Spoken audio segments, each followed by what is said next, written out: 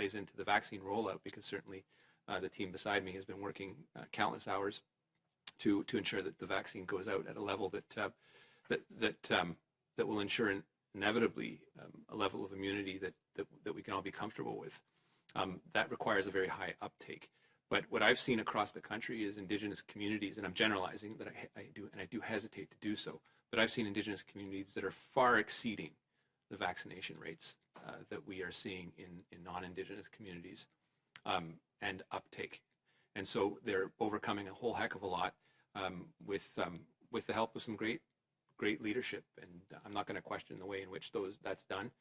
It's not my place first and foremost, but I think the results are there and they bear fruit. I think Valerie, you can probably speak more about it, because our teams do work on it, Dylan, and perhaps you'll get some benefit from her answer as well. So we do participate on the weekly calls that are hosted by the province of Manitoba and include the First Nations pandemic response teams and the folks that have been rolling out the vaccines across the 63 communities. Both Dr. Wong and myself actually participate on a weekly basis in those calls. And where there are communities where they've seen a lower uptake for the moment, because I think it's also important to recognize that we know of communities where an uptake would have been lower, but then people come forward and say, okay, I'm ready now to receive my first dose. So under those circumstances, all of the partners are working together to ensure that doses can be reallocated, where they could be utilized, and then a community could always have future doses if they require them in terms of increased uptake. Some communities are taking creative approaches. They are doing a lot of communications. So, for example, focusing on keeping children safe has been a really effective message in one particular community. And they are continuing to have, radio shows, Facebook Live events, whatever is needed to be able to encourage the population to come forward. I don't know, Dr. Wong, if you have more that you'd like to add. Thank you so much, Valerie and Minister. In addition to that, there are many barriers, such as childcare, for mothers in order to be able to get to the vaccination site, such as in some cases transportation. So arrangement for transportation, removing the barriers for childcare, as well as home visits in some situations, to bring the vaccine to individuals. So thank you. Dylan, do you have Thanks for the thorough. Yeah, thanks for the thorough answers there. I also wanted to ask about Métis people and statistics. I know that FNIB data is much more in your jurisdiction, so I was wondering if ISC is doing anything to track the uptake of vaccines among Métis people in any jurisdiction, or just in general, how you interface with provinces to make sure that Métis people are included. Two ways, Dylan. We know that from the very beginning, data has been a challenge. We know what we track, and we can only react to the data that we can track and measure. So there's a very important aspect to that question that is one of public policy and effective deployment of vaccines. We have the FNIB numbers. We know the numbers that we control throughout the process that is still early in the deployment of the vaccine. We've been working intensely with partners, whether it's collecting open data as well, just to cross-check and verify, of getting the numbers in real time of what's going on with the vaccination rate in Indigenous populations, principally on reserve, but also in the Northern Territories. These numbers aren't perfect by any stretch of the imagination, but they're a very, very good guess at what's going on.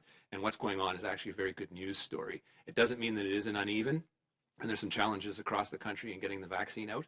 But in order to do that, we need to track. So we continue that work, as well as the second part of the answer to your question, which is the work at trilateral tables with provinces and Indigenous leadership, and continuing to advocate the priority that NACI has put in black and white about ensuring that during phase 1 of the vaccine deployment, Indigenous populations and communities are prioritized. And at the very top of phase 2, Indigenous populations across Canada, that includes Métis, First Nations, and Inuit living in principally urban centers, but elsewhere. Again, that's a work that's in progress. We're looking at larger volumes right now, and we will continue that advocacy work to make sure that people do get the priority that the science is pointing to. Valerie, do you have anything additional?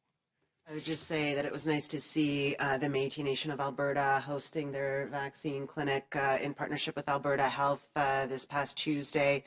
I think we have had multiple conversations with Métis representatives at the regional and national levels through also our vaccine planning working group that Dr. Wong chairs, and our department regularly liaises with them to be able to share all the information that we do have with respect to vaccine planning and distribution.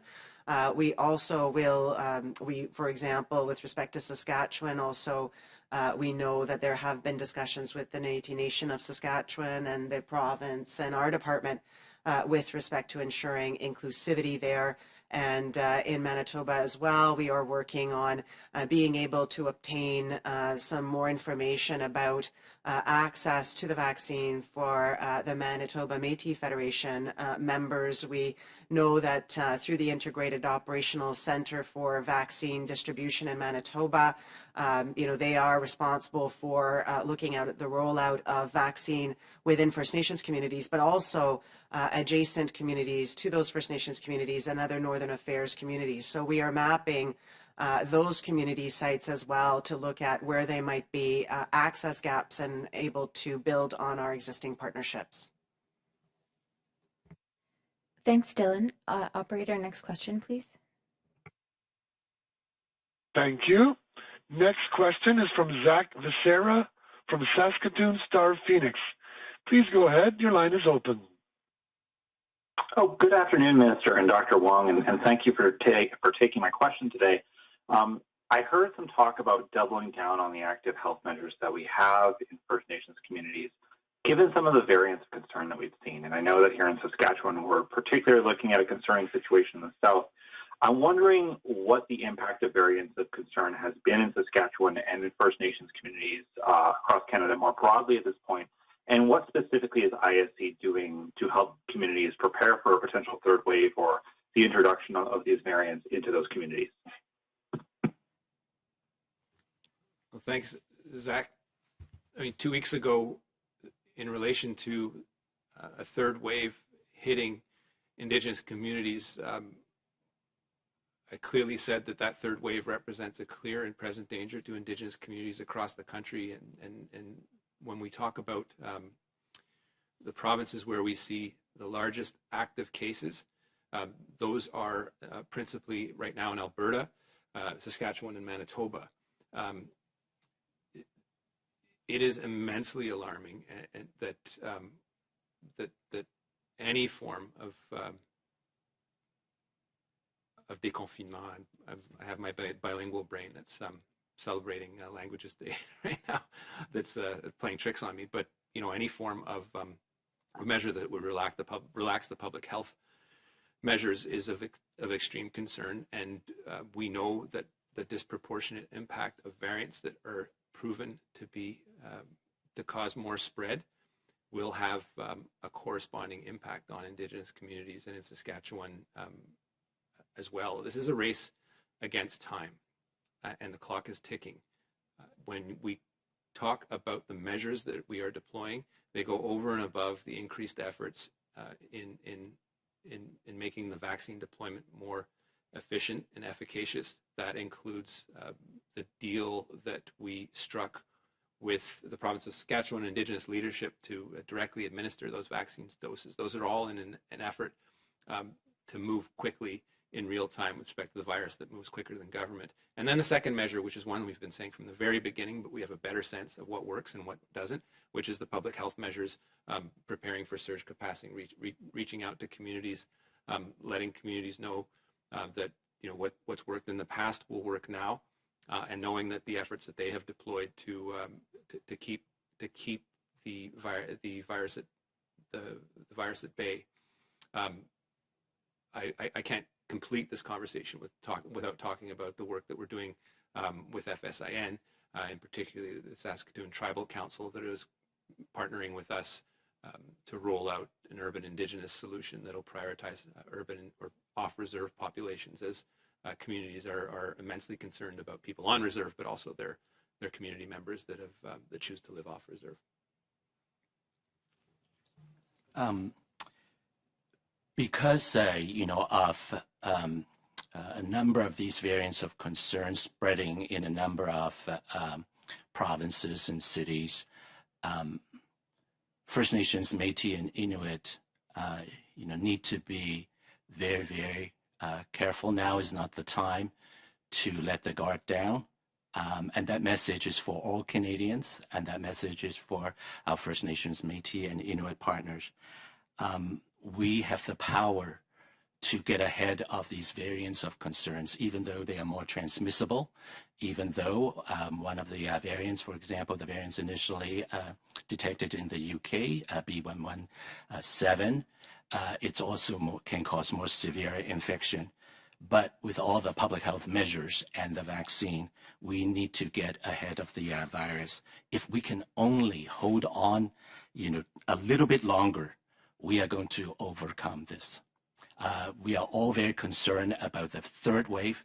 Third wave is real. As you can see in a number of jurisdictions, the rapid rise in cases, the rapid rise in occupancy in hospitals, and the number of ICU beds occupied as a result of taking care of individuals with severe COVID-19. This is dangerous, and we need to pay attention. We need to use everything we can in order to shut out this virus. So all the public health measures, we need to keep them. And now is not the time to let go of them.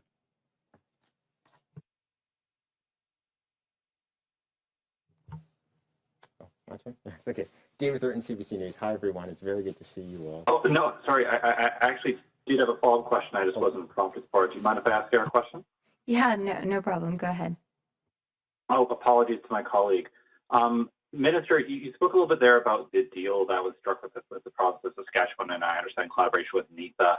Can you explain a little bit more about how that's going to impact vaccine rollout for First Nations and Métis people in Saskatchewan and urban areas? And if you don't mind me double-barreling this question, you talked about the goal of having every Indigenous adult in this province having access to a vaccine by June 30th, every eligible adult. Is that fast enough, given that Indigenous adults are supposed to be in phases 1 and 2 of the rollout according to NACI guidelines? Would you prefer that be done quicker? And is there maybe some frustration with Saskatchewan's plan in that regard? I'm going to let Valerie speak about the specific details of the deal with Indigenous Services Canada, which will speed things up. But I from my perspective, I don't think things can happen faster. They need fast enough rather. They just it's go until people are vaccinated. The race against the clock is very much a real thing, and it isn't time for me to reflect on the vaccine rollout today. But I'm hopeful that priority will be reflected, and we continue to advocate to get it done and offer the assets of the Government of Canada in partnership with the province and Indigenous leadership to do so, Zach. So you asked me if I think it could go faster. I absolutely think it can go faster, and we're going to do everything we can to make it go faster. So I can speak to the agreement that we've signed with the provincial government so that we can assist with the rapid distribution of vaccines along with the Northern Intertribal Health Authority. So that agreement covers the 82 First Nations communities, and they do have immunizations that are underway. 49 of those communities, our department will be more directly involved in terms of the distribution. But the agreement covers close to 120,000 doses. So it is a significant amount of vaccine supply that will be made available and is already being made available to the 82 communities. I think Dr. Wong could also comment that overall across the country, when you look at First Nations communities, Inuit and territorial populations, the vaccination rate is much higher than the average Canadian population. I believe it's 5 times. Tom? Yeah, currently, for First Nations and living on reserve, as well as Inuit and Nungat, and for the territorial communities, the adults, we are looking at over 50% of adults have at least one single dose of the vaccine, and this is over 4 times that of the Canadian adult population. Thanks, Zach. David, go ahead, please. Sorry, Zach, for steamrolling you there. David Thurton, CBC News. The question I just want to ask, I know we asked this last week, but, we are going into this holiday period, this time of relaxation. If you live up north, the spring carnivals are going to be starting soon. What's your message to these communities who, 50% seem to be vaccinated right now and might think that they don't need to abide by the restrictions? Can they? Is it safer now to, resume life as normal? Yeah, I think we're at pains to reinforce the message that is very much a part of human nature, is that people get vaccinated, they feel an immense sense of relief. And, you can understand why someone would think, hey, I can go out and do stuff, particularly with Easter coming or with carnivals or whatever. People, it's been a year and it's tough. It's tough on people's mental health for kids that haven't been in school or at home. It's really, it could transform a generation. I think what we haven't seen is the impact of mental health that this pandemic has had. We just can't measure it. We don't know it, but we know it's a problem, and we see certain indications of it. So it is a present concern, but this isn't the time to relax. We're very close to the goal. There's a light at the end of the tunnel. There's just a chunk of tunnel left, and making sure that communities have all the information they need in and around, particularly very emotional events like parties or we've seen it with weddings and funerals in particular, but when there's any sort of festive point, Super Bowl is another one, any sort of religious type time of year is an issue of concern, or people that celebrate the spring or maples. It happens, and it happens everywhere. I don't judge it. It isn't my place to judge it, but it's important to understand that that's a phenomenon that exists, and we got to work with it. If you give the information into the communities, if we have these campaigns that allow leadership to do what they do best, which is know how to protect their people, it's proven to be quite successful. And when there are situations for a reason or another that get out of control, we're certainly there to help. Part of the race of getting vaccines into the communities, and we know that half the population certainly isn't enough. And if you look at the trend of the vaccine, of where the third wave is hitting, you're seeing an increasingly younger populations, with the older populations now being generally have a sense of immunity that, again, we can't entirely measure the impact of, but it is something that you're seeing, whether it's down here with the spread through schools or through gyms in Quebec. Those are all areas of congregate sort of gathering, and so we worry around these pivot points of Easter or Christmas or the Super Bowl. But it is it's a continued process of information and reinforcing the fact that, yeah, you've got your vaccine into the community, but the health measures need to be maintained and need to be adhered to strictly, particularly in the face of the third wave. So it's just work. I just wanted to pick up what you said, Minister, that you don't have any hard data about the toll that mental health is taking on Indigenous communities, but there are telltale signs. What are those telltale signs? Well, the most acute expressions of mental distress are very painful to discuss, and I don't think any of us are very good about talking about mental health, and even those that, people that experience it. The ones that we see and that are measurable are in the increased suicide rates, increased number, the opioid crisis, particularly out west, but across Canada, which represents problematic substance use. Those are the acute telltale signs. But there are many areas on the spectrum of mental distress that category doesn't fall into and express themselves later.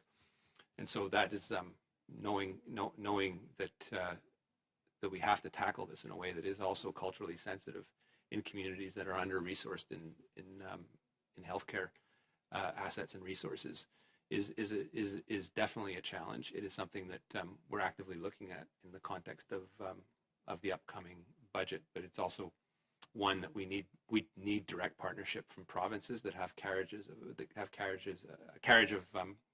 of health in their jurisdictions and the territories. And we can talk about the most acute expressions of mental health distress, and the work that we need to do with provinces, but it goes across the spectrum, and particularly on the most young that have been out of a school context and are completely disoriented as a result of the pandemic. Hi, Minister. Chris Reynolds, Canadian Press.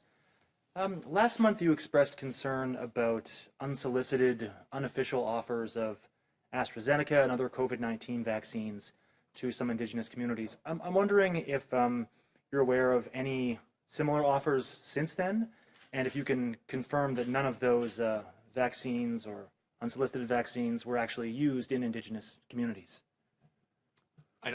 None were, to my knowledge, acquired directly at all. It's all been through public health. The companies have said to us directly they really want to deal with it on a governmental basis, and it makes sense for the reasons that I've said publicly before, which is principally the custody and the chain of custody of what is for most people the equivalent of liquid gold. I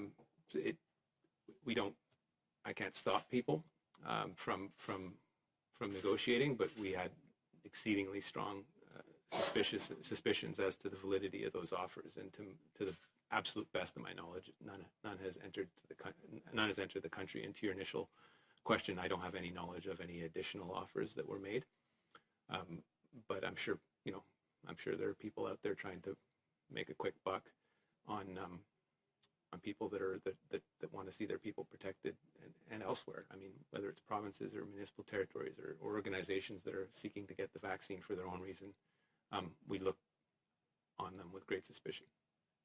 Did it come to the point where the department felt it had to take concrete steps to prevent offers like this from going ahead, or is it more indirect steps to try and prevent that from happening? Well, our primary concern is the health and well-being of Canadians, Indigenous peoples living in Canada. And, when you see something like that, all sorts of flags go up.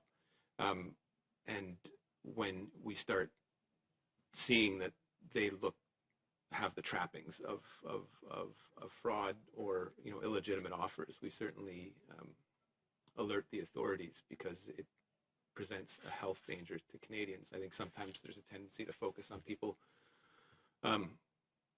getting swindled and leaving money on the table, which isn't great. Obviously, you'd want to use it for something that you've asked to get. But my greater concern is someone, if were you to get the vaccines into the country and they weren't legitimate, the health and well-being of Canadians. So we've taken a number of measures to not only verify the veracity of what is being offered, but also alert authorities in a different context, and perhaps an attempt to disrupt the confidence that people have in vaccines. It has a greater ripple effect on Indigenous communities, yes, but also the rest of Canada.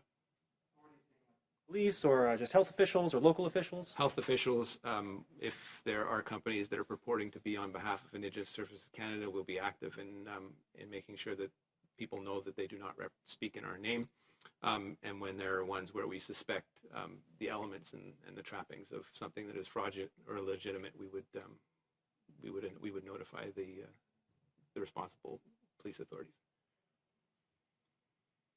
And one last question.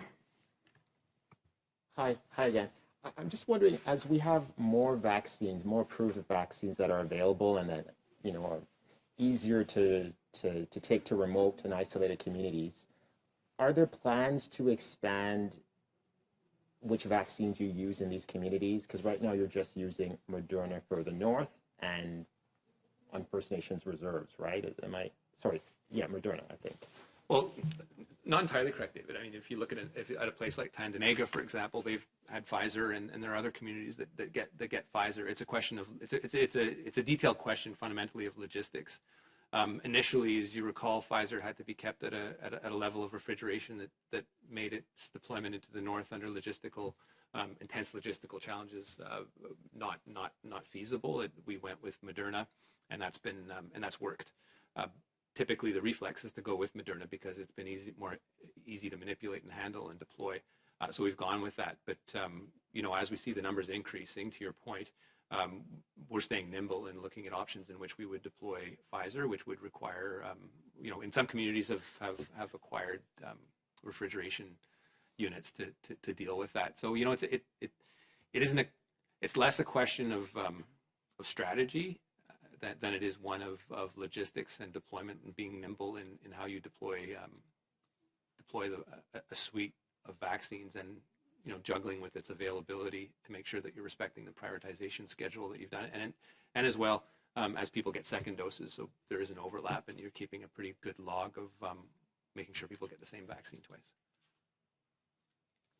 In addition to the Moderna vaccine, being able to be much easier to transport to the north at minus 20 degrees Celsius.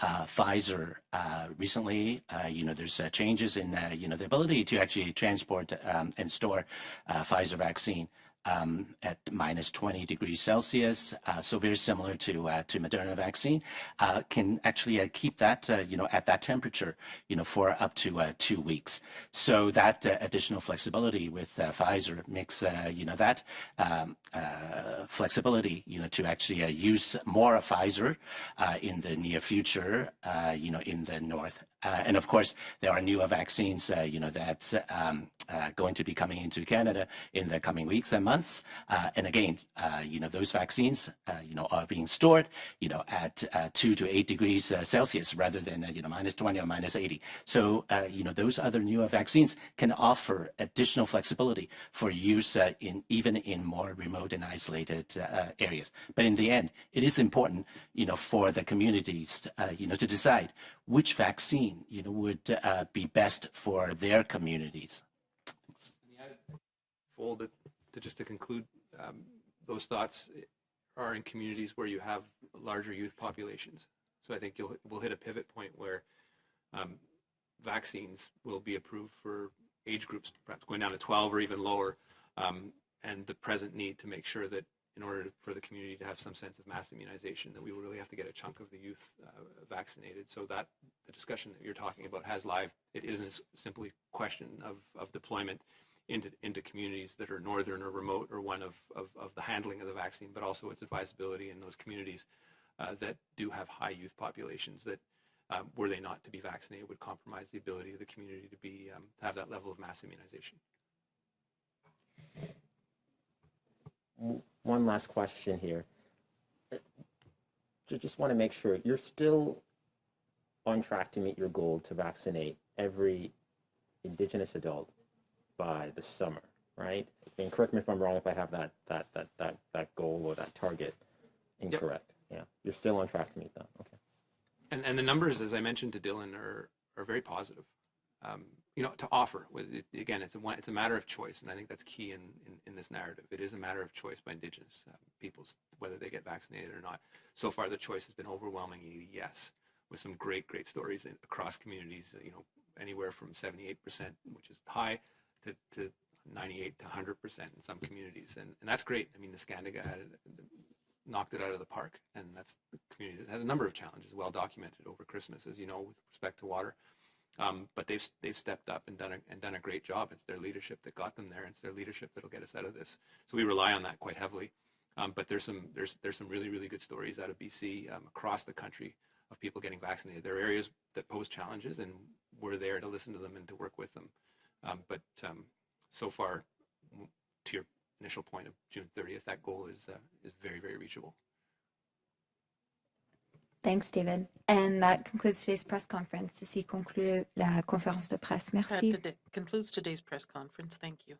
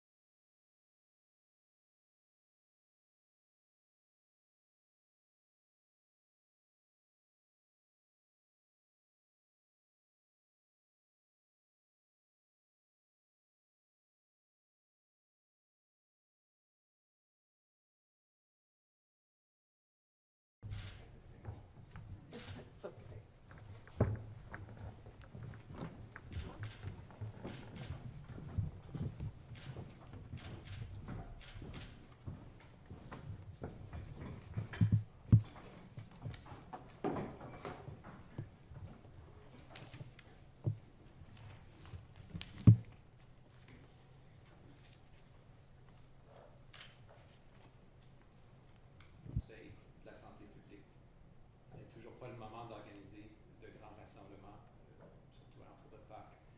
Une troisième vague s'est annoncée et la vigilance est toujours de mise. En date du 30 mars, dans les communautés des Premières Nations situées dans les réserves, nous sommes au courant de 675 doses have been administered in 612 First Nations, Inuit, and territorial communities. Of particular importance, as of March 25th, the Manitoba First Nations Pandemic Response Coordination team has reported that 4,855 First Nations people received one dose and another 5,452 First Nations people have received both doses. Nunavut, in particular, has now received enough doses to vaccinate 3/4 of their adults, and over 20,000 total vaccines and doses have been administered. In Saskatchewan, Indigenous Services Canada and the province are working closely together to help accelerate the vaccine rollout in First Nations communities in the province. This will help ensure that all eligible Indigenous adults have received the first dose by June 30th. In vaccines in communities under Operation Vector, the Canadian Armed Forces have begun vaccination efforts in Mathias-Colombe in northern Manitoba.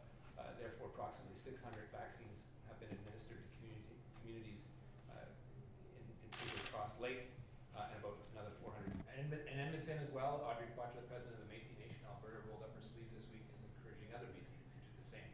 Métis Nation of Alberta organized the vaccine clinic, and in doing so, they created a safe space where Métis people can feel welcome and at ease.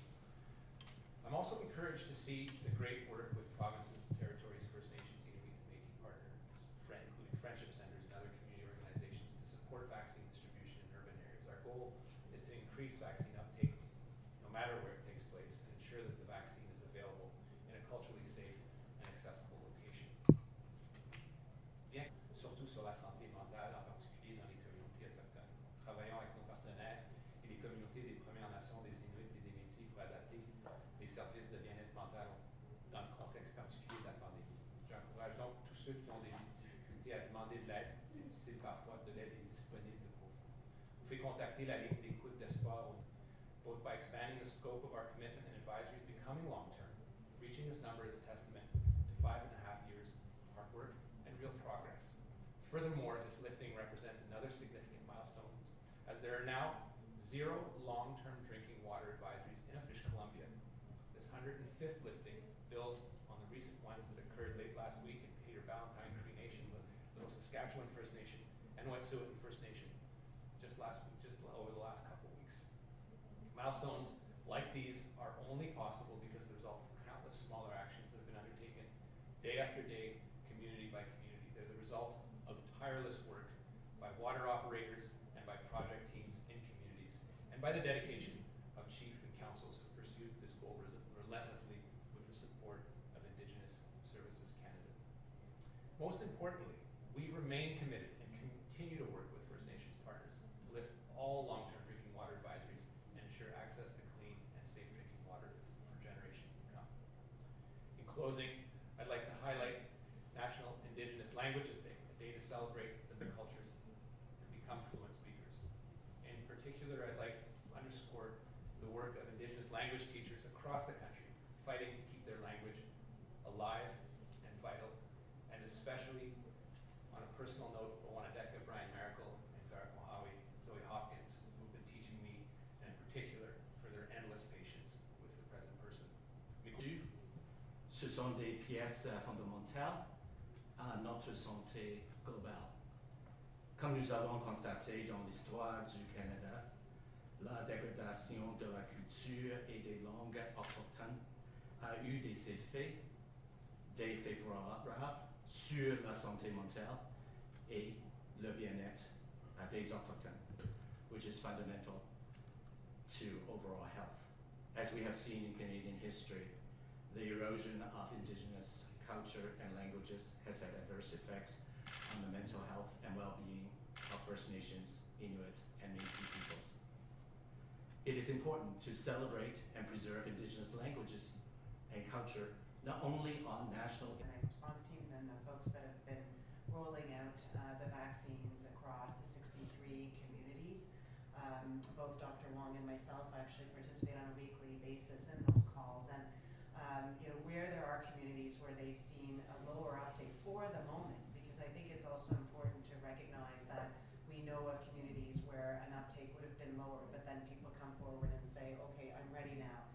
to receive my first dose. So under those circumstances, all of the partners are working together to ensure that doses can be, we in the community could always have future doses if they require them in terms of increased uptake. Some communities are taking creative approaches. They are doing a lot of communications. So for example, focusing on keeping children safe. We have the power to get ahead of these variants of concerns, even though they are more transmissible, even though